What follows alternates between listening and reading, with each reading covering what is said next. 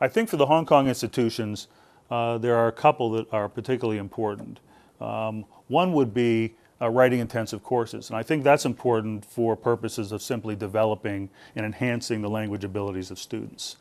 So I think those kinds of courses would be of particular value to Hong Kong. I think the other high impact practice is undergraduate research, where students have the opportunity to work on a research project with the faculty. And I think one of the reasons why that is particularly useful for Hong Kong is because it allows for an entirely different kind of pedagogical model, a different kind of interaction with the student. The student is more active, it's more discovery-based, there's more creativity, there's certainly much more interaction between the faculty and the student. A relationship develops out of that, which we know is valuable.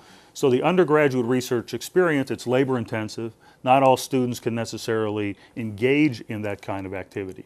But of all the activities, I think that encompasses probably as many of the positive teaching and learning experiences that one could imagine.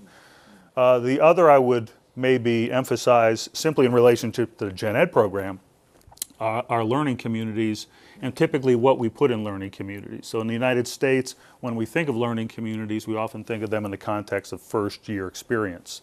And because the Gen Ed initiative starts in 2012, there will be a group of students coming in that cohort. They're a year younger, it's their first year.